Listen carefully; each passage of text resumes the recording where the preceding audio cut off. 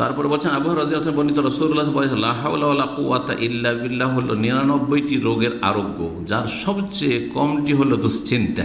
তাবরানি আওসাত বলছেন যে ওস্তাদ যে হাদিসটির মান জানতে চাই, এই হাদিসটি যায়ীফুন জিদ্দান, অত্যন্ত দুর্বল, মানে শেষ হাদিসটি যেটি বললাম কি লা হাওলা ওয়ালা কুওয়াতা ইল্লা বিল্লাহ কিসের ঔষধ?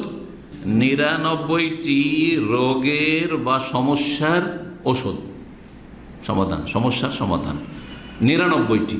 অন্য রিওয়ায়াত রয়েছে 70টি, কোনটিতে 90টি রয়েছে। সবগুলি হাদিস জয়ীফ। এই মর্মে যতগুলি হাদিস রয়েছে শুধু এইটি নয়, সবগুলি জয়ীফ আর অত্যন্ত দুর্বল। তবে লা হাওলা ওয়ালা কুওয়াতা ইল্লা বিল্লাহর সহি ফজিলত রয়েছে।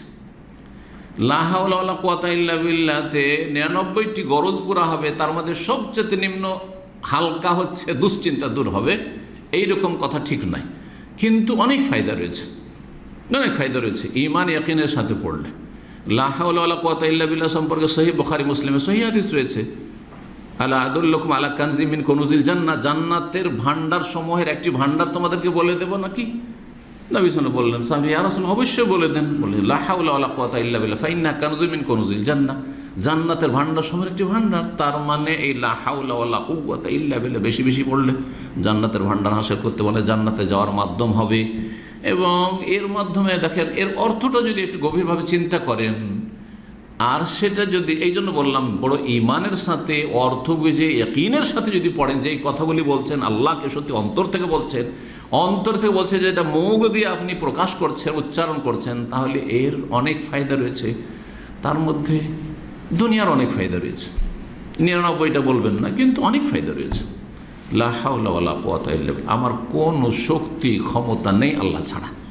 অর্থাৎ আল্লাহ তুমি যদি আমাকে ক্ষমতা না দাও তো আমার কোনো ক্ষমতা নেই। এই জন্য হাইয়া আলাস সালাহ হাইয়া আলাল ফালাহ বলে যখন মুয়াজ্জিন ডাকে তখন কি বলতে হয়?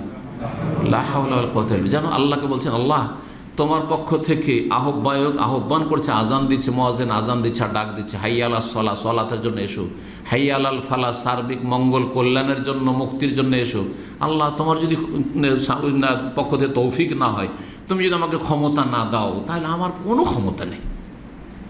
তো আমার চেষ্টা আছে, আমার চেষ্টা আছে, আল্লাহ তুমি তৌফিক দান করো। আল্লাহর ওপর সব কিছু যেন ন্যস্ত করে দিচ্ছেন। চিন্তা করুন, আল্লাহ যিনি সব কিছুর মালিক, যা আপনার মন চায় সবই আল্লাহ দিতে পারেন, সবই আল্লাহ দিতে পারেন। তাহলে সে আল্লাহ রাব্বুল আলামিন সব কিছু যখন কি করবেন, ন্যস্ত করে দেবেন, তখন আল্লাহ দেবেন না? অভাব আছে, লা হাওলা ওয়ালা কুওয়াতা ইল্লা বিল্লাহ।